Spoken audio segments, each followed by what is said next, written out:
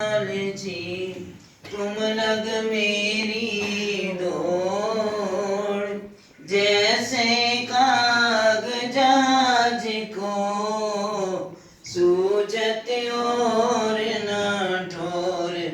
भक्ति दान मोह दीजिए गुरुदेवन के देव, और कछु ना चाहिए निस दिन तुम्हारी सेव, और कछु ना चाहिए निस दिन तुम्हारी सेव। बोलो जयकारा बोल मेरे श्री गुरु महाराज की, बोलो सांचे दरबार की, बोलो श्री नंगली निवासी भगवान की, बोलो श्री परमहंस दयाल जी महाराज की, बोलो श्री निजातम भगवान की, बोलो सच्ची सरकार की, बोलो श्री स्वामी जी महाराज की जय। अभी आप बड़े सुंदर सुंदर भजनों के द्वारा अपने हृदय को आनंदित कर रहे थे, और उसके साथ साथ आपने नव संवत का महत्व सुना, और मुझे याद आ गए क्योंकि हम दादा गुरुदेव श्री परमहंस दयाल जी की रामनवमी मना रहे हैं, तो मुझे उन्हीं का इरशाद याद आ गया, क्योंकि आज हमारा नया साल है। हिंदुओं का नव वर्ष आज शुरू हो रहा है। नया साल जो 31 रात को मनाते हैं पहले को, वो अंग्रेजों की पद्धति है। हमारे हिंदुओं की पद्धति जो है वो आज के दिन हमारा नया जो है वो वर्ष चढ़ता है। तो उसके लिए दादा गुरुदेव भगवान जी ने क्या कहा, उन्होंने फरमाया कि एक बार दादा गुरु महाराज ने सब संगत बैठी हुई थी, तो उन्होंने कहा कि रात को 10 बजे सभी प्रेमी आना, नव वर्ष मनाएंगे। जब ये बात कही तो कुछ लोगों ने बहाना बना दिया, हमने मित्रों के साथ यहाँ जाना है, परिवार के साथ यहाँ जाना है, यहाँ जाना है, कई बातें कह दी। और रात को जब संगत आई, जो जो व्यक्ति आए, तो दादा गुरुदेव भगवान जी ने वो सत्संग किया।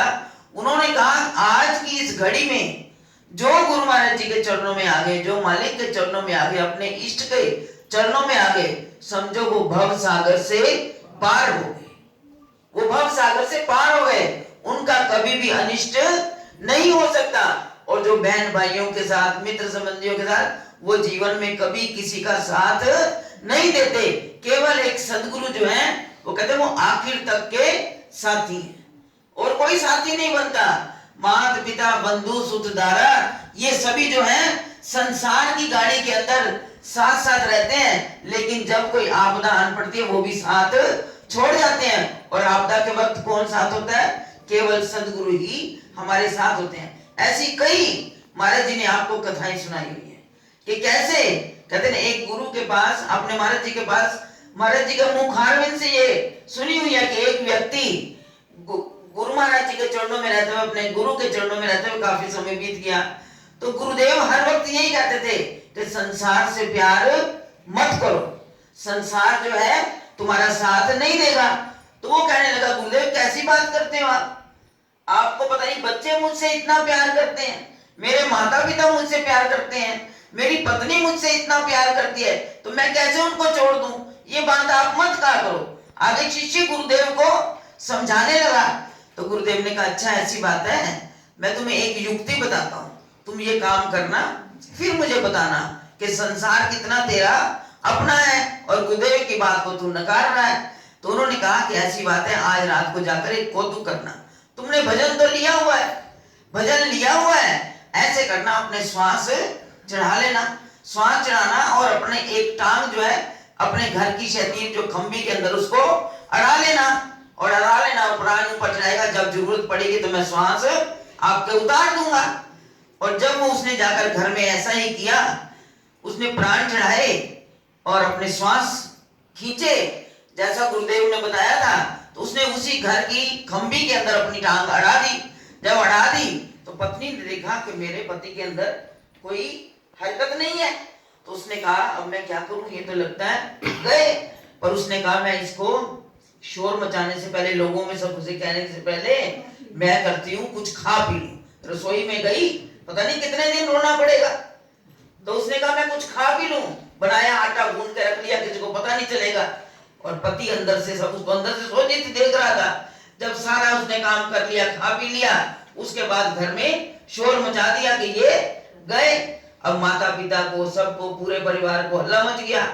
अब इधर क्या हुआ, गुरुदेव को भी जब पता तो उनको था ही, वो भी देखते देखते उस घर में पहुंच गए। भाई मेरा प्यारा शिष्य चला गया। तो पिता जो था वो अपना विलाप कर रहा था, पत्नी अपना विलाप कर रही थी, बच्चे अपनी जगह रो रहे थे। तो पिता कहता इसकी जगह मैं चला जाता, इसकी क्या उम्र थी। अब गुरुदेव ने देखा कि परिवार बड़ा चिंतित है, बड़ा दुखी है। उन्होंने कहा कि ऐसी बात है, ये अभी भी जीवित हो सकता है। अगर तुम में से कोई अपने प्राण दे दे और इसको मैं जीवित कर दूंगा। जब ये बात कही तो उन्होंने कहा ठीक है, क्या करना है। कहते ये मैं दूध, 1 गिलास दूध ले आओ। उन्होंने उसको फूफका मार कर दिया। कहा कि जो पिताजी को कहा कि आप इसको पी लो, आपका बेटा जीवित हो जाएगा, आप चले जाओगे, आपने तो दुनिया देख ली है। उन्होंने कहा भाई भैया ये कौन सी गारंटी है गुरुदेव, अब ये तो चला ही गया है, तो मैं ये पता थोड़ा गारंटी थोड़ा कि ये जी उठेगा दूध पीकर। उन्होंने जवाब दे दिया। पत्नी से कहा तो उसने भी जवाब दे दिया, और बच्चों से कहा तो उन्होंने कहा। और पत्नी तो कहने लगी भाई इनके जाने के बाद तो मैं घर संभाल लूंगी, मैं घर संभाल लूंगी, मेरे जाने के बाद ये कहां घर संभाल पाएंगे। मतलब जब इस तरह का वातावरण उसने देख लिया, देखने के बाद अब उन्होंने कहा भी ठीक है, कोई राजी नहीं है। उन्होंने कहा ऐसा इसको ले जाने की तैयारी करो। जब ये बात कही तो उन्होंने कहा भाई ऐसा ये लकड़ी का शतीर काटो, इसकी टांग तो इसमें अड़ी हुई है, इसको सीधा करना है। तो जब ये बात कही पत्नी बोली ना ना ना ना ना, इनके जाने के बाद ये थंबी मुझे कौन, मेरे ऊपर गरीब मार क्यों कर रहे हो, कौन मुझे पैसा देगा कि मैं इस घर को फिर से इस लकड़ी का खंबा तैयार करवा लूं, इसकी बजाय इसी की टांग काट दो, इसी की टांग काट दो।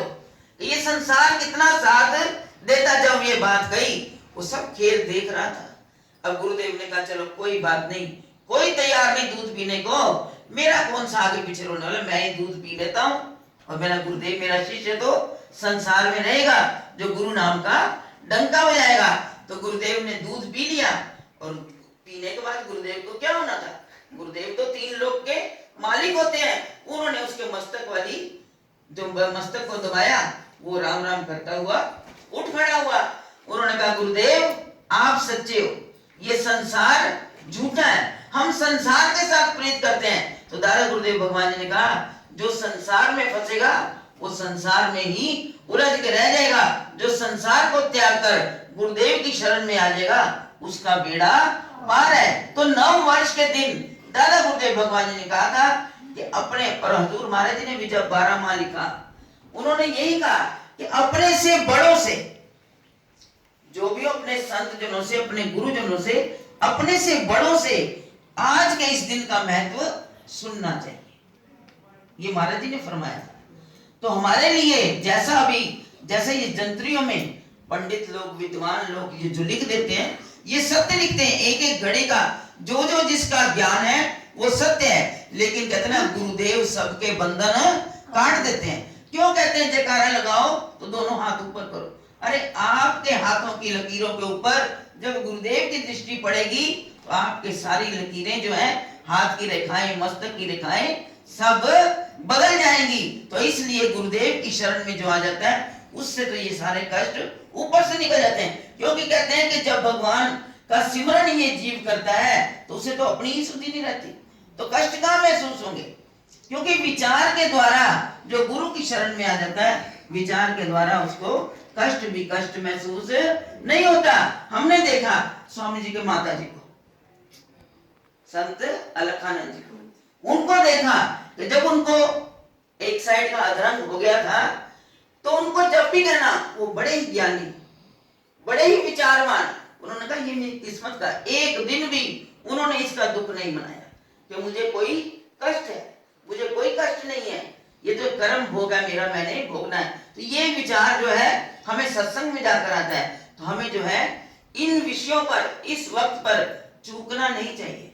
अगर हम अपने दरबार में आकर फिर भी हम हाजिरी ना दें, हाजिरी कैसी होती है कि अगर सत्संग में बैठे हैं तो हमारा मन सत्संग में होना चाहिए। कहते ना कि मन दिया कहीं और तन संतन के संग, कहे कबीर कोरी गजी कैसे लागे रंग। तो ये नाम का रंग, सदगुरु की कृपा का रंग वो नहीं लग सकता अगर बैठे यहाँ पर है और ध्यान हमारा घर में, मन चित लगाकर हम गुरुदेव की शरण में बैठेंगे तो हमारा बेड़ा पार हो जाएगा। तो हमारी ये रामनवमी मनानी सफल हो जाएगी कि जब भी आप आओ घर की चिंता छोड़कर। तो क्योंकि महाराज जी ने फरमाया हुआ है, संतों के ये वचन है कि तू मेरे जिक्र में रह, मैं तेरी फिक्र में रहूं। घर का फिक्र छोड़कर गुरुदेव के चरणों में आओ, फिर आपका कल्याण ही कल्याण है। तो आज के इस दिन, ये शुभ दिन जो अभी भाई जी ने सुनाया कि विक्रमी नव संवत 2080 चढ़िया बुधवार, अपनी भक्ति मुक्ति वास्ते गुरु चरना संग करो प्यार, ते हो जाए बेड़ा पार। बोल मेरे श्री गुरु महाराज की। ये जितनी विपदाएं हैं ये सिमरन करने से कटेंगी। जो सिमरन करेगा उसका कुछ भी अमंगल नहीं होगा। जितनी घटनाएं, ये तो उठा पटक तो चलती रहेगी।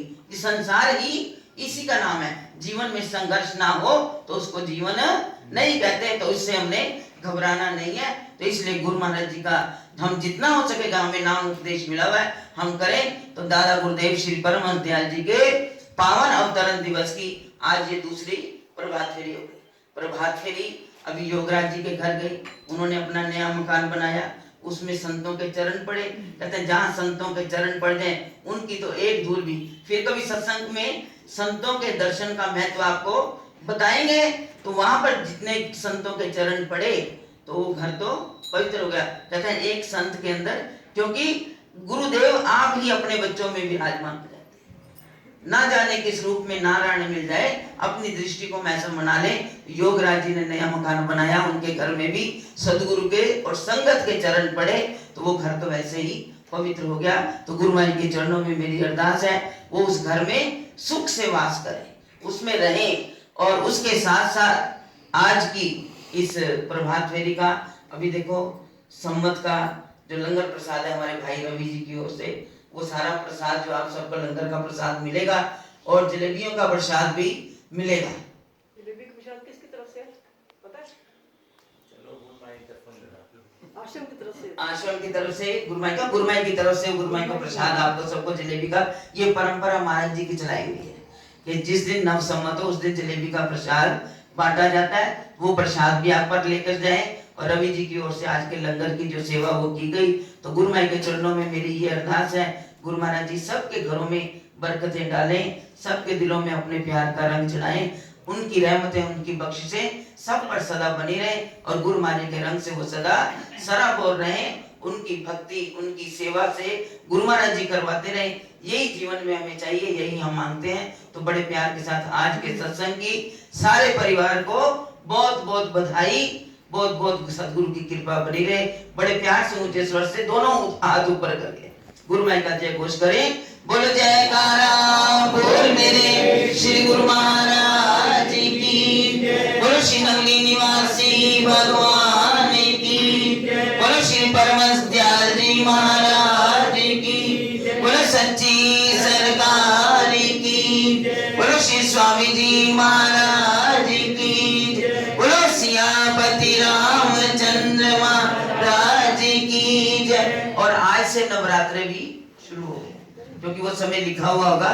तो हम माता रानी का भी जयकारा लगा दें, जाते कोई भी इससे नाराज ना हो। बोलो सच्चियां जोता वाली माता तेरी सदा जय। कल के